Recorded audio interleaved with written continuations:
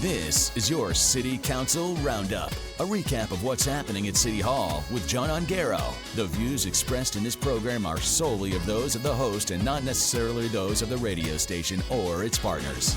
And away we go. City Council last night, 6:33 was the start time, but it started with a great bunch of visitors. The grade 3 class from Algonquin School was there to not only sing the national anthem, but then a selection of holiday hits, Danny. It was an award winner. They were fantastic. Did they break into Dominic the Donkey? They did not. Okay. I was All right. hoping Just for checking. that, but it didn't happen. After their performance, which is about 20 minutes, Speaker Fold said it was probably going to be the best part of the evening. He was right on the money. It was the best part of the evening. So away we go. Last night, we'll start with the city's latest update on the capital budget survey. Turns out not many people weighed in on the survey. Well, not many at all, actually. The new 2-year budget format was up for public feedback, and only 27 people responded through the city's website. Wow. That's a big drop from last year's 93 responses. How many people do we have here? 110,000? Now, the city did push through the survey through interviews and social media, the website, all kinds of stuff, but clearly the message didn't hit home. Nobody seemed to care. So administration says they're looking at new ways to get you involved in the future. The budget process is a little on the tricky side, and it has certainly changed over the last couple of years. It's much easier. It's a much easier read, but nobody seemed to really want to jump all over it online. Speaking of engagement, council is working on making sure that you have more chances to speak directly with your representatives. This was a very bizarre conversation last night. Councillor Greg Johnson proposed a change to the bylaw that governs ward and town hall meetings. Right now, councillors can hold up to 4 meetings a year, but there's no minimum. The amendment, he suggested, would require at least 1 meeting per year from every councillor starting in 2027. What? They're already doing that. Yeah. But he wants it in writing that it's a minimum of 1 year. You know, in case I become a ward councillor next year and I decide not to have any ward meetings, well, that would be bad form. But he wanted to add it in there. Strange. So the goal, more transparency, more accountability, and more opportunities for you to ask questions and share concerns. Well, that's exactly what they're for. Some councillors had a whole bunch of trouble with the idea, saying these kinds of minimums are obvious. We shouldn't have to do it. This conversation went on for over 45 minutes. See, it was very strange, and it lost on the floor, obviously. That's the kind of stuff that Yeah. respectfully wastes time. It sure did. Speaking of wasting time. Oh, no, not this one. Next one. Next up, council is taking a stand against a big provincial shakeup. This is a bit of a problem. The province wants to merge 36 conservation authorities into 7 regional bodies. That would mean folding the Lakehead Region Conservation Authority into a massive Huron Superior Regional Conservation Authority, you know, because they're only 15 hours away. They know lots about Northern Ontario. Council says not so fast. They argue this move would strip away local oversight and add some red tape. It was also pointed out that local municipalities fund about half of the LRCA's budget. So losing control could mean higher costs and less efficient services. That's right, we'd be giving all of our money to the Huron Superior Regional Conservation Authority, and we know how fair Southern Ontario is with our money. Anyway, council unanimously passed a resolution last night urging the province to keep the watershed-based authorities and even suggested creating a separate Northwestern Ontario authority instead. So council support, but it still is up to the province? Well, it's up to would be up to the province. Yeah. Next, big news for Thunder Bay's future. Yep, we've been talking about this for a couple of weeks, but last night, City Council adopted the 10-year Smart Growth Action Plan. This plan is fantastic. If you haven't seen it yet online or had a printed copy, do yourself a favor and flip through it. It really is exceptional. It's a plan where people want to live, work, and invest in a thriving city. It's built around the 3 pillars of readiness, attraction, and talent, with 2 big goals: to grow property tax base by 3% a year and to boost population by 1% annually. There are over 108 actions in the plan. 108. Plus, strong ties to climate resilience and community safety. Council will now get updates twice a year to track the progress of the Smart Growth Action Plan. After a pile of work to put it together by city staff, who really did exceptional work putting this plan together, Council unanimously voted for the plan to move the city forward. Unanimously. Yes, this group with a unanimous vote. I know, it's shocking. And with that, City Manager John Collin then gave praise to his entire team and the community members involved in the plan. They got a very nice applause last night in council chambers. Congratulations on exceptional work to administration. Next up, the City of Thunder Bay has decided how the new Tbaytel Multiplex will be run. Council endorsed a city-operated model for the indoor turf facility last night, set to open in October 2026. The decision follows consultations with user groups and the Quality of Life Committee, all of whom supported municipal control of the turf facility to ensure equitable access, affordable rates, and alignment with community priorities. The multiplex is expected to host 213 visits annually and offer programs for soccer, football, cricket, lacrosse, and more. City administration says revenues should cover the operating costs, with a forecasted surplus of about $372,000.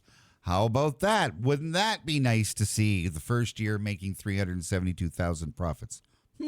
Preparations, including staffing and equipment purchases, will begin in 2026, with the financial impact included in next year's budget. Now, that led to a long conversation. With the suggestion of the turf being city-run, that was opposed by Councillor Mark Bentz.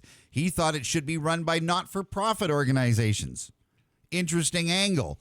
Well, he says that he wasn't comfortable with the city hiring yet more new city employees, and we should be hiring a not-for-profit to run the facility. It was at that point where City Manager John Collin rightfully said, you get what you pay for, so we're going to manage it ourselves. That went to a vote, and guess what happened? Not unanimous. 12 votes to 1, with only Councillor Bentz saying no to the project, but the multiplex now officially will be run by the city. Okay. All right. Finally, the Thunder Bay Community Tennis Center's request for additional funding came forward last night. We talked about this last week, and this whole topic fires me up. But boy, oh boy, did we see a change of heart last night. What's happening? Council was to vote on a proposal to provide a $650,000 boost to the bubble. That's how much they're short. That's their budget shortfall, as construction costs have climbed above $5 million. The plan takes the $650,000 and splits it into two pieces. $325,000 as a grant. Here you go, free money, and $325,000 in interest-free loans. The payments deferred for 2 years. Now, the funding would come from the Renew Thunder Bay Reserve Fund. The project, originally budgeted at $4.1 million, aims to bring six indoor courts to add to the outdoor courts at Chapels Park, giving residents a full year-round experience for tennis. Now, Council weighed the benefits of supporting this community partnership against the concerns about setting a precedent for covering cost overruns. Let's remember that part of the cost overruns for the tennis center was that they had to pick up a huge pile of dirt that people went sliding on in the wintertime and move it to another location. That was $130,000. We talked about that last week. So if this was all approved, facility could reach substantial completion probably by the next week or two, and a major milestone for local tennis. That's great news, right? Well, then came the discussions. This is weird. So I apologize in advance. Councillor Ayala would rather see the $650,000 to the tennis center as a gift, a grant, no strings attached. Where did that come from? Because the tennis center, he said, paid to move the sliding hill that was in the way. So he wants to take $130,000 out of the loan and put it into the grant portion because we should be covering the $130,000. That was seconded by Councillor Gertuga. Now, City Manager John Collin went on to explain the $130,000 to move the sliding hill was not a surprise to neither the city or the tennis center, so it should be in there. Administration was against this $650,000 to begin with. But let's remember that neither of the councillors that put forward the gift part of this were interested in funding the art gallery. But now they're super fans of handing out money and supporting the tennis center. Remember when Councillor Aiello famously said a couple of weeks ago regarding the art gallery, when it came forward, he said, don't we already have an art gallery? Interesting change. Councillor Aiello, don't we already have tennis courts? But now we're in favor of it. with his pal Trevor Gatuga. It is a strange turn of events. Aiello also went on to say last night that the tennis center should be rewarded for all of their hard work. You're absolutely right, with little or no help to the city. So it's kind of the opposite theme of Soccer Northwest's involvement in the indoor turf facility, or the Tbaytel Multiplex. They were supposed to do fundraising. The tennis center is a prime example of successful fundraising. But when Soccer Northwest's fundraising plan, how's that coming, by the way? Anybody get asked for money recently? Me neither. They got a $500,000 gift for their fundraising from the city through the CEDC, while the tennis community did all of the work themselves. For some reason, these two councillors had a change of heart in this. When against the art gallery, we don't pay for the arts, but for sports, let's just give them the money. What a strange, strange turn. So, Councillor Aiello put the amendment forward to move $130,000 out of the loan and make it part of the grant. That lost. Council said no. They will stick to the recommendation of $650,000 in additional funding for the tennis center, $325,000 in grants, and $325,000 as an interest-free loan where payments will start in 2 years. That went to a vote, and guess what it was? Unanimous. Congratulations to the Community Tennis Center, because they've done a lot of work. They've earned it. This extra $650,000 grant and loan from the city will finish the construction, and they should be very, very proud of that new facility. That was the end. Meeting was done at 10:38. All right.